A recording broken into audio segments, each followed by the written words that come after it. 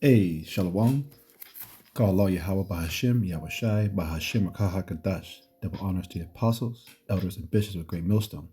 Salutations to all my fellow laborers doing this work in truth and sincerity, risking their lives to do so.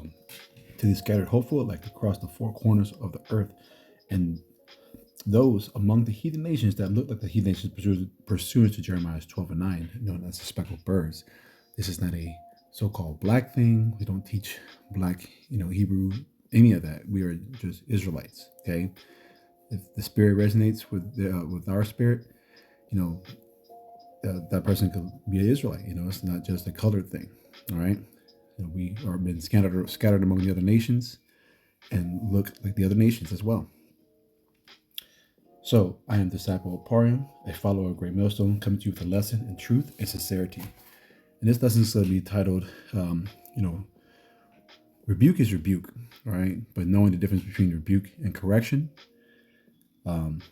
Something along those lines. But I just want to, this is kind of a land back on the beloved elder from South Carolina, Manata Zakbak. The lesson he did regarding this picture down here where you see the Sons of Thunder Israelites, taking a picture of the Muslim Brotherhood, right? And so they're all about that whole unity camp BS stuff. And he's right, if these brothers were sincere, you wouldn't be seeing them, wearing their those coats that are all velvet and all that stuff, right? This is ridiculous, and they don't teach the same that we do. They believe in that the MOTB is a counterfeit of the Most High's laws. Basically like allegiance to a false system, and that's not what it is. Anyways, let's go get started with this lesson.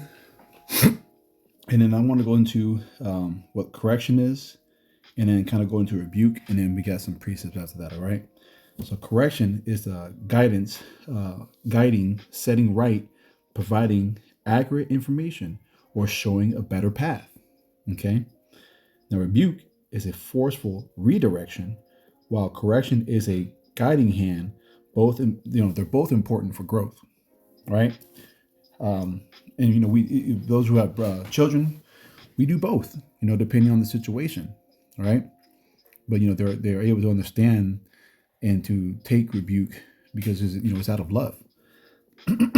But the purpose for rebuke is to halt a harmful action or choice, bring about repentance and warn others. And in a biblical context, for significant sin or doctrinal error, often with a desire for deep change. Now, the focus of rebuke is it stops the wrong. Correction fixes the wrong or shows the right. But this is going to be, implies that that the ones you are talking to follow in the same doctrine.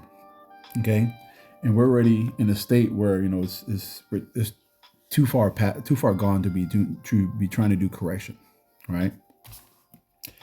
The application of rebuke, demands immediate change, and correction might be a longer process of guidance.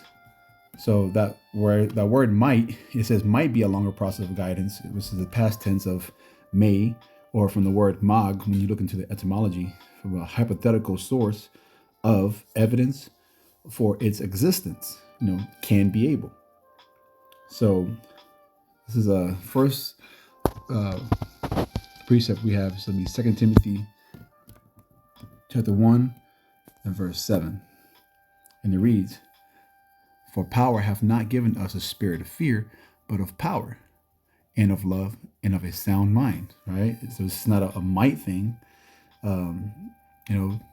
It's just, it is what it is, So we're not to be given the spirit of fear, of timidity, but of power, love, and self-discipline. You read that in the NLT. All right, and that self-discipline is not being shown in that picture below right there with the brotherhood, okay? It's just out of balance. It's whack. So let's go to, regarding that picture you see down there, the book of Nehemiah, chapter 13, verse 1. It says foreigners excluded. You see that, right? says, on that day, they read in the book of Moses in the audience of the people, and therein was found written that the Ammonite and the Moabite should not come in the congregation of power forever. Okay, let's go to Nehemiah 9 and 2. And this is this is where it shows Israel separated from the strangers. Okay, it says, and the seed of Israel separated themselves from all strangers, and stood and confessed their sins and the iniquities of their fathers. All right. So I'm curious to see. I bet you that word strangers is not going to be gar, because gar is more like an Israelite foreigner. It says ban. All right, but let's go to Exodus 12 and 43.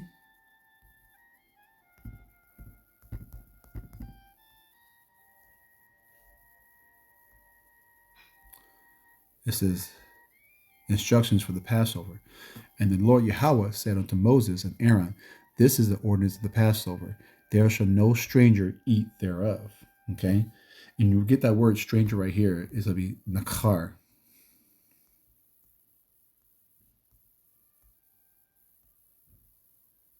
Right. Strong's 52:36. Nakar. All right. Foreign, alien, foreigners, foreignness, excuse me, that which is foreign. Okay.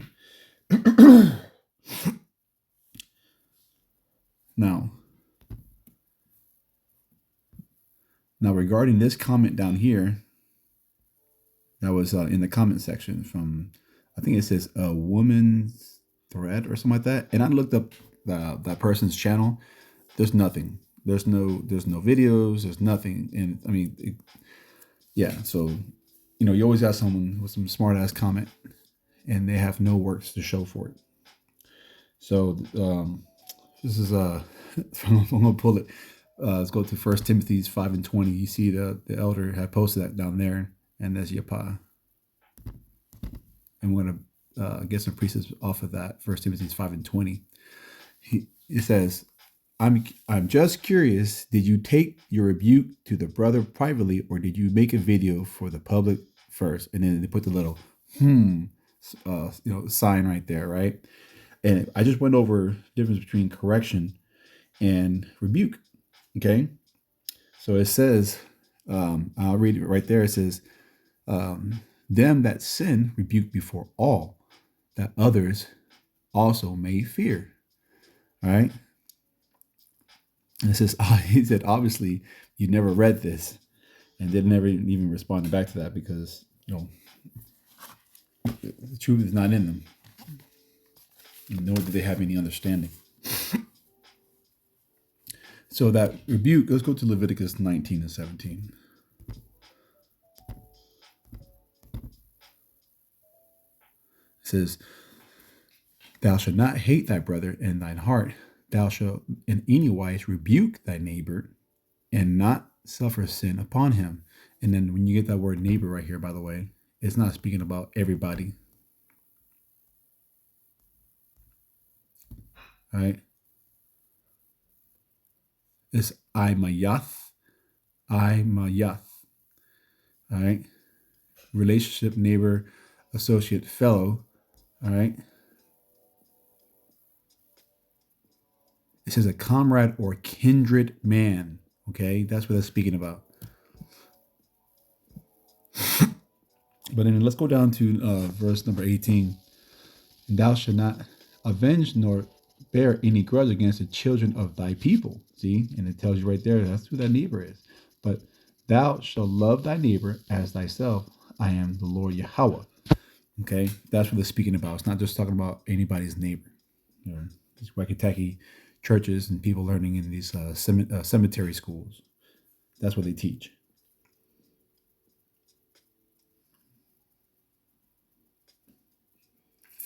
All right, and that why of Leviticus 19 and 17 is in verse 18 right there, okay? So let's now go to 2 Timothy 4.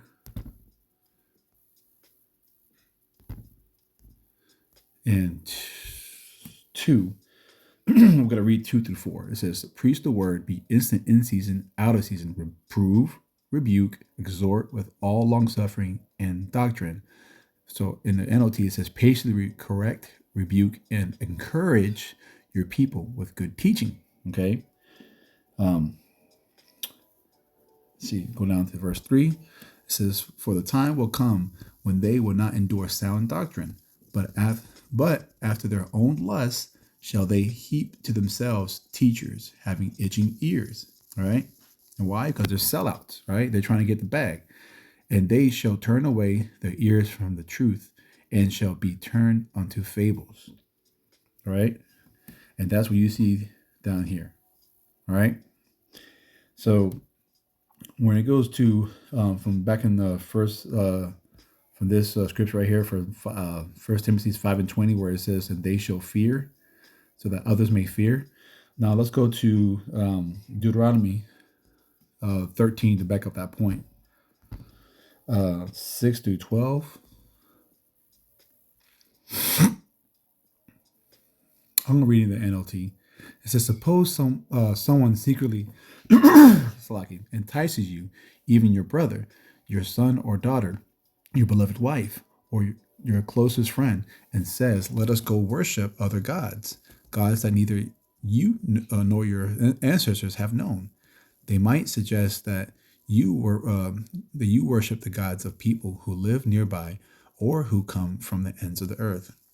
Verse 8, but do not give in or listen, have no pity, and do not spare or protect them.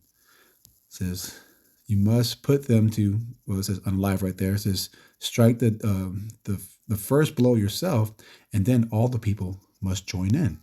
It says, stone the guilty ones to, you see that word right there, okay? Because they have tried to draw you away from the Lord Yahweh, your power, who rescued you from the land of Egypt and the place of slavery. Verse 11, it says that this is the point right here, then all Israel will hear about it and be afraid, and no one will act so wickedly again. All right, because they feared, right? Back from that 1 Timothy 5:20, you see down there. In verse 12, and when you begin living in the towns, the Lord, your power, is giving you, you may hear. So that's in regards to, from others may fear. Let's go to Titus 1.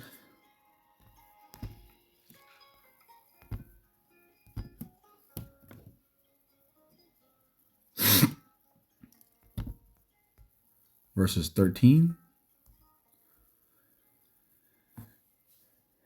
through 16. It says, the witness is true. Wherefore, rebuke them sharply, that they may be sound in the faith, not giving heed to Jewish fables, Israelite fables, and commandments of men that turn from the truth. Verse 15, and unto the pure all things are pure, but unto them that are defiled and unbelieving is nothing pure, but even their mind and conscience is defiled. They profess that they know power, but in works they deny him, being abominable and disobedient, and unto every good work reprobate. That's what you see right here, okay? All to get the bag. They want to, these groups want to, say that the Gentiles can be saved or whatever, and then over here doing this stuff with the Muslim Brotherhood. That's what that First Titus Titus 1 in verse 16 is going into right there. All right. Now let's go finish off in Romans 16 in verse 17. This is Paul's final instructions. Now I beseech you, brethren, mark them which cause divisions and offenses contrary to the doctrine, which ye have learned, and avoid them. Okay? So it's too late in the game to attempt correction, for this is the year that Apostle has coined, the year of apostate, agents, and sellouts. So with that, I pray this lesson was edifying. Kwam Yasharallah, Abba Abba, Shalom, Shalom.